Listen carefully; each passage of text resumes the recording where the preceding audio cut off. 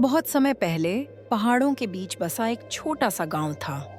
सर्दियां वहां इतनी कड़ी होती थीं कि सूरज भी जैसे ठिठुर कर देर से निकलता था। दिन में बर्फ गिरती और रात में ठंडी हवाएं लोगों की हड्डियों तक को जमा देती। गांव के एक कोने में टूटी फूटी झोपड़ी में रहता था रामू, एक गरीब जुलाहा। उसके पास दौलत नहीं थी, लेकिन दिल बहुत बड़ा था। बाबा, आज ठंड कुछ ज्यादा ही नहीं है? है बेटा, लेकिन हिम्मत रखो, ठंड हमेशा नहीं रहती।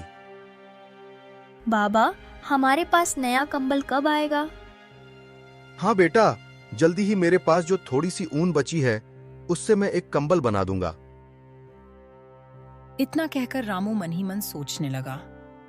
बस यही ऊन बची है, अगर इससे कंबल बना दूं तो गुड़िया कुछ दिन गर्म रहेगी। रामू अभी सोच ही रहा था कि तभी उसके दरवाजे पर किसी के आने की आहट हुई।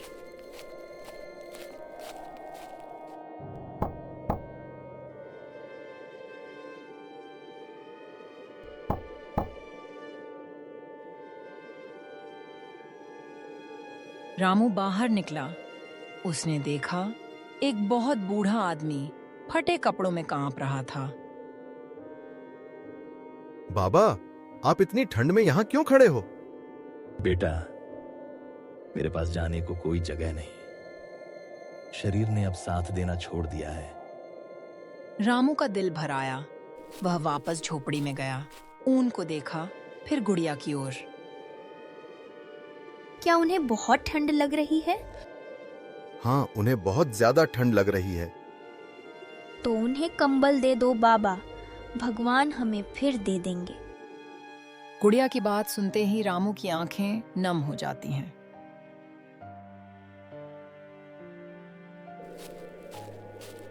रामू कंबल लाकर बूढ़े आदमी को दे देता है। धन्यवाद बेटा, भगवान तुम्हारा भला करे। इस कंबल से मुझे थोड़ी राहत मिलेगी। कंबल लेकर वह बूढ़ा आदमी वहां से धीरे धीरे चला जाता है।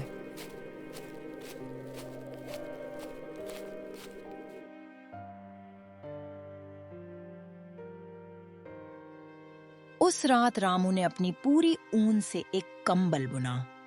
उंगलियां सुन्न हो गईं, आंखें जलने लगीं, लेकिन दिल में एक अजीब सी गर्माहट थी।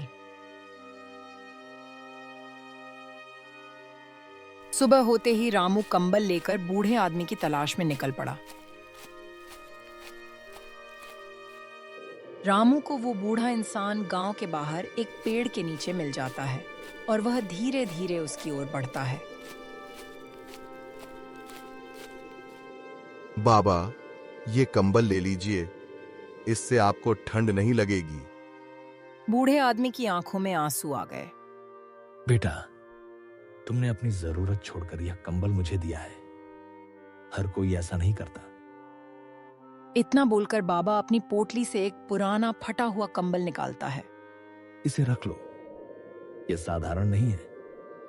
जब दिल से जरूरत पड़ेगी तब इसका जादू दिखेगा। लेकिन बाबा, ये तो बहुत पुराना है। हर चीज की ताकत उसके रूप में नहीं, उसके उद्देश्य में होती है। रामू चुपचाप वहां से चला जाता है।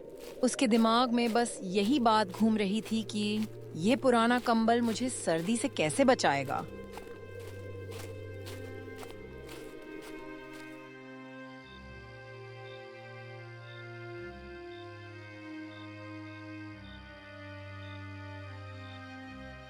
अगली रात जब गुड़िया ठंड से कांप रही होती है, तो रामू बाबा द्वारा दिया गया कंबल इस्तेमाल करने का सोचता है। गुड़िया कांप रही है, ये कंबल उस पर डाल देता हूँ, शायद उसे थोड़ी राहत मिल जाए। रामू गुड़िया के ऊपर कंबल डाल देता है। बाबा, ये कंबल तो बहुत गर्म है। अच्छा, तो बूढ़े बाबा सही कह रहे थे कि ये कंबल सच में बहुत गर्म है। रात को जब वे तीनों सो गए तो अचानक कुछ अजीब होने लगा। बाबा ने जो कंबल दिया था वह धीरे धीरे फैलने लगा। पहले वह बिस्तर तक फैला, फिर आंगन तक पहुंच गया और देखते ही देखते इतना बड़ा हो गया कि उसने पूरे गांव को अपनी चादर में ढक लिया। सुबह होते ही कंबल गायब हो गया। बाबा, आपने देखा, ये कंबल रात को बहुत बड़ा हो गया था। हाँ बेटा, मैंने भी देखा। ये कंबल रात को पूरे गांव के ऊपर फैल गया था। मुझे लगता है ये कोई जादुई कंबल है जो हमें भगवान ने दिया है। तभी रामू के दरवाजे पर उसके पड़ोसी आ जाते हैं।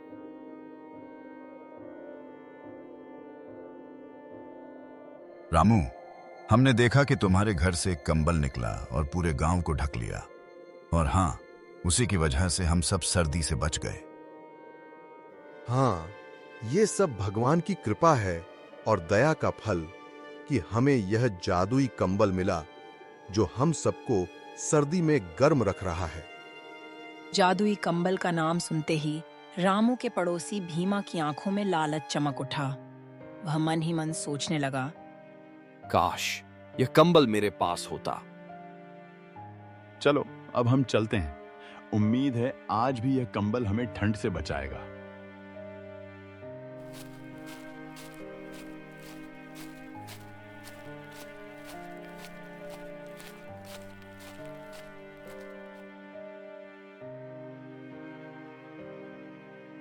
भीमा अपने घर आता है और जादुई कंबल को चुराने के बारे में सोचने लगता है।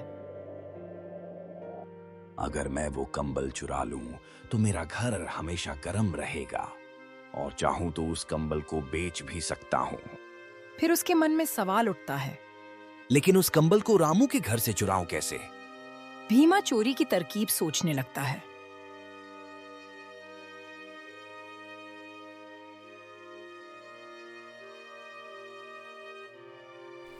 एक दिन जब रामू अपने परिवार के साथ गांव के किसी काम से बाहर जाता है,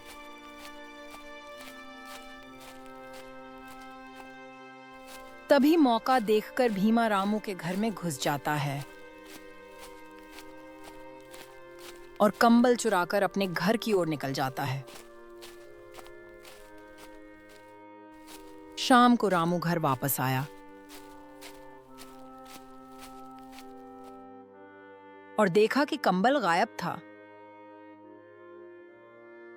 बाबा, हमारा कंबल कहाँ गया?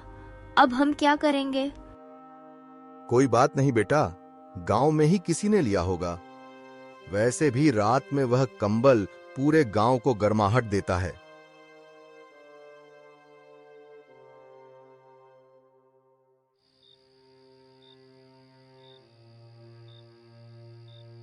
भीमा अपने घर पर जादुई कंबल का इस्तेमाल करने का सोचता है।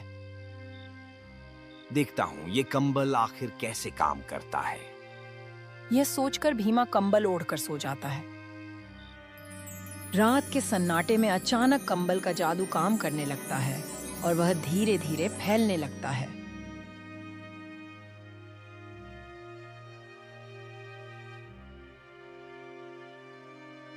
कंबल पूरे गांव पर फैल जाता है, लेकिन भीमा के घर को नहीं ढकता। अरे ये क्या हो गया? इस कंबल ने तो मेरे घर को जरा भी गर्म नहीं किया। अब मैं क्या करूं? भीमा यही सोच ही रहा होता है कि अब वह क्या करे। तभी गांव के कुछ लोग उसके घर आ जाते हैं। भीमा, अरे ओ भीमा, अरे भीमा, हमने देखा कि तुम्हारे घर पर कंबल नहीं आया। हाँ, मुझे भी समझ नहीं आ रहा कि ऐसा क्यों हुआ।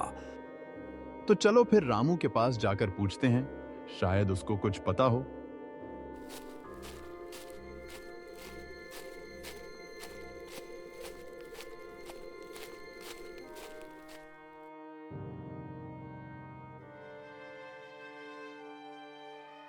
रामू, तुम्हारे जादुई कंबल ने भीमा के घर को क्यों नहीं ढका? क्या तुमने कंबल को भीमा के घर को न ढकने का आदेश दिया था? अरे नहीं भाई, मेरा कंबल तो कल ही चोरी हो गया था। क्या बात कर रहे हो? कंबल ने तो पूरे गांव को ढक लिया था, सिर्फ भीमा के घर को छोड़कर।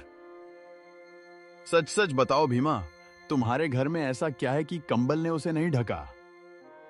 यह सुनकर भीमा डर जाता है और कांपती आवाज में बोलता है, रामू भाई, मुझे माफ कर दो।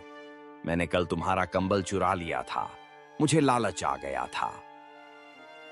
अरे भीमा भाई, कंबल तो सबके लिए था, चुराने की क्या जरूरत थी? अगर मांग लेते तो मैं खुद दे देता। गलती हो गई रामू भाई, मैं आपसे और पूरे गांव से माफी मांगता हूं। ठीक है, मैं तुम्हें माफ करता हूं, लेकिन ध्यान रखना कि आगे से ऐसा कुछ मत करना। तुमने देखा ना, ऐसा करने से तुम्हारा ही नुकसान हुआ है।